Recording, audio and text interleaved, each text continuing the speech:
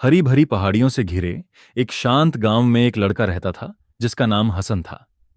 वह हर सुबह अपनी भेड़ें लेकर घाटी में जाता और सूरज की नरम रोशनी को आसमान में फैलते देखता। वह प्रकृति को देखकर हैरान होता। पक्षियों का उड़ना, नदियों का चलना, रात को तारों का चमकना, सब कुछ एक सुनियोजित व्यवस्था में था। लेकिन उस गांव के लोग पेड़ों, पत्थरों और नदी को पूजते थे।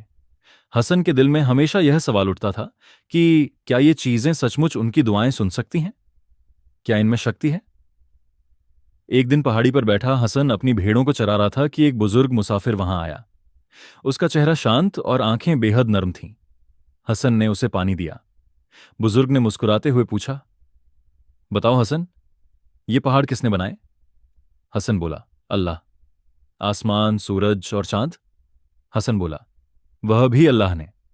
बुजुर्ग ने प्यार से कहा, जब सब कुछ एक ही खुदा ने बनाया तो लोग अलग अलग चीजों को क्यों पूछते हैं? ये बात सीधे हसन के दिल में उतर गई। उस रात हसन पहाड़ी पर बैठा आसमान को देख रहा था।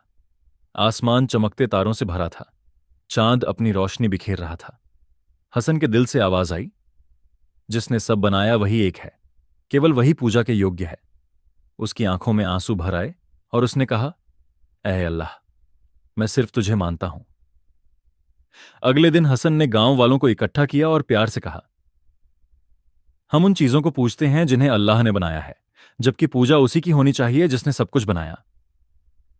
कुछ लोगों को आश्चर्य हुआ, कुछ ने सोचा, कुछ को गुस्सा आया, लेकिन हसन ने शांति से बस प्रकृति की ओर इशारा किया।